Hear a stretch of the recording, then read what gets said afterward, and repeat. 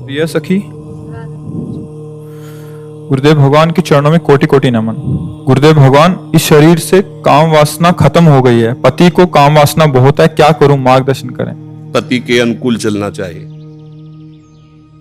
जब दो पाणी ग्रहण करते हैं पति और पत्नी, तो एक दूसरे को सहयोग करके मित्र भाव से चलाना चाहिए। हमें अपनी रुचि दूसरे पर नहीं थोपनी चाहिए, बात ध्यान रखना चाहिए।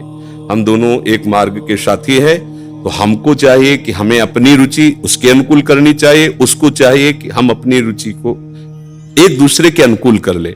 अगर आपकी रुचि नहीं है तो पति को मनाइए और अपनी रुचि में उसको अनुकूल कीजिए। अगर वो अनुकूल नहीं होता तो आप कोशिश कीजिए कि आपके वृत्ति के कारण कहीं वो व्यभिचार में ना उतर जाए, गंदे मार्ग में न जाए। उसका साथ दो, आप उसके साथी हो।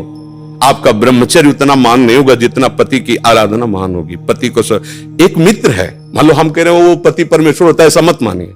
तो एक मित्र है, हम दोनों मिलकर के संसार मार्ग में चलना, तो हमारी रुचि ही पूरी थोड़ी होती है, दोनों की रुचि मिलनी चाहिए। अगर दोनों रुचि, दोनों ब्रह्मचारी रहो। अगर एक की रुचि नहीं तो दूसरे को सपोर्ट करना चाहिए कि कहीं वो लड़खड़ा के गिर न जाए, उसका मार्ग न भ्रष्ट हो जाए। हम ये देखते हैं कि 4 दिन बाद पति पत्नी ऐसे तलाक, ये क्या है क्या?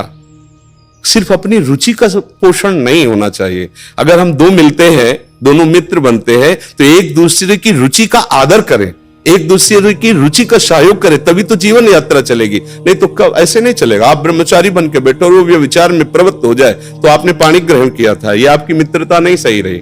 हाँ, वो बहुत ही व्यभिचारी है, अन्य, तो फिर अपने को अलग कर लेना चाहिए। अगर वो एक पत्नी व्रत है तो हमें उसका सहयोग करना चाहिए, उसमें ब्रह्मचर्य की तरफ वृत्ति न रखकर अपने पति की अनुकूलता की तरफ वृत्ति रखनी चाहिए।